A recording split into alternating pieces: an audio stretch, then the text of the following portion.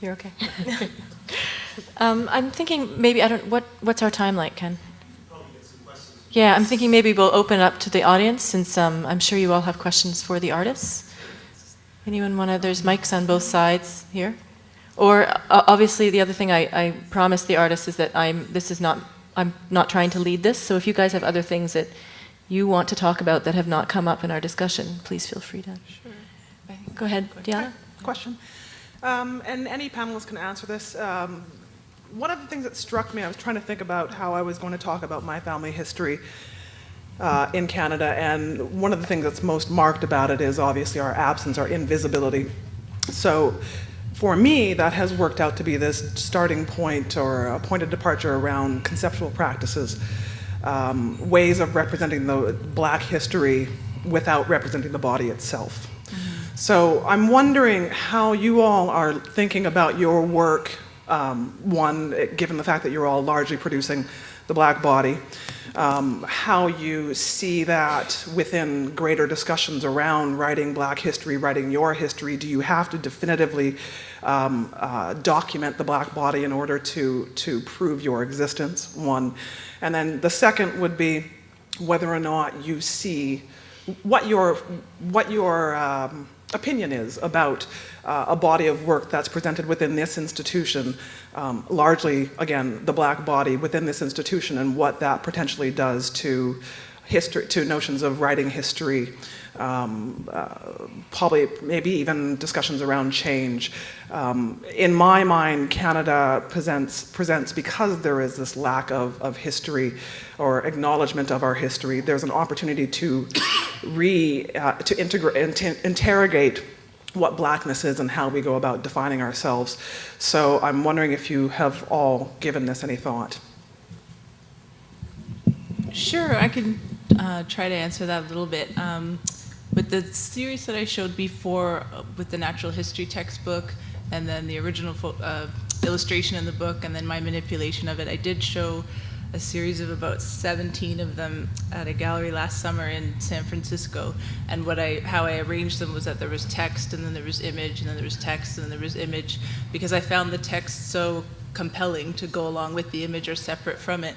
And people liked the work or they didn't like the work, but they all said there's too much text. We don't want to read all these things that you've put with it. And I thought it was really important to have that balance of it, that this is what I was talking about, was sort of the ridiculousness of what the text was saying, that at that time was taken as, God's truth and, will on earth.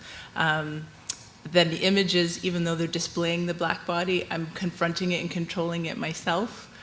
So by putting myself in the picture or somebody else in the picture, that I'm confronting those who've subjected me in the past, and I'm now doing my own subjection, if that makes any sense. That was my way of confronting it. I don't know that I'll do it that way forever, but I think that the text accompanying it and trying to get people to read, other people said that they loved reading the excerpts from it and just starting the dialogue about it. And I agree with your line of questioning completely. We have to keep talking about whether it's necessary to do this and whether the work, and I think somebody else mentioned this earlier today, are we fetishizing certain parts of Black culture by doing this, or are we not? So. I'm glad I didn't go first because I wouldn't shut up on that question.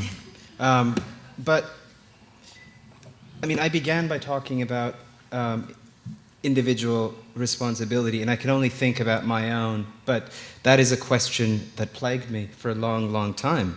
And which was why I said earlier that it's important for me to chart the artistic development that I've gone through, because it was important for me to go through portraiture, and it was important for me to go through photography, because we talk about the use, we talk about the misuse, but I also realized, and I think that it's connected to the question that you're asking, is that I think that we're also capable of misusing the very tool that we purport is being misused. And so I think that's one part of it. But for me, it was also there was a sense in which I felt that photography, I had asked the questions that photography had answered the questions that I had of the medium.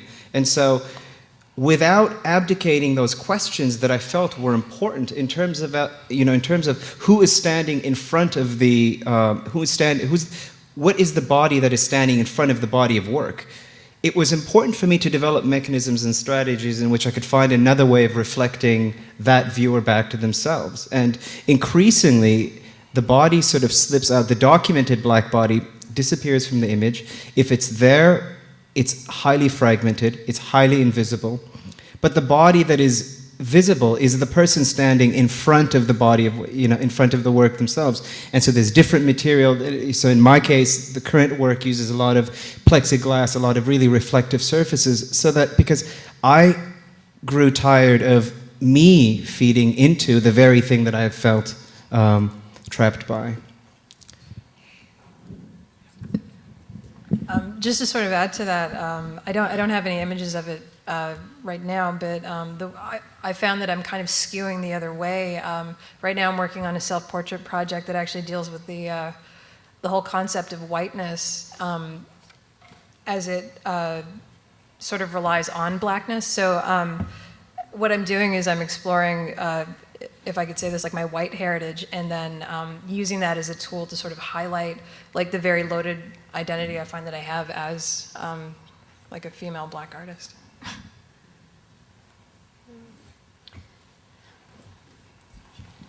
Well, I guess I'm wondering, within the context of this particular exhibit, I'm just thinking about how Irie was seen overseas, because although you see a person of color and who is black, just the larger body of work that I'm talking about here, and just the thought of migration here and family. When it went to Prague, the text actually had to be translated over into Czech. So it's funny because they couldn't understand the patois, they couldn't understand what I was trying to say. So when they translated it, they actually got more of the universal theme of migration and family, and they didn't really see it as the black body. And so I think that was kind of interesting in just of how we view, and I guess for me, it's still an open thing for me. Do I still want to do work that kind of looks at the black body, black identity, or am I now creating work because I feel that there isn't enough work? So it's something that I'm still struggling with within myself, I feel.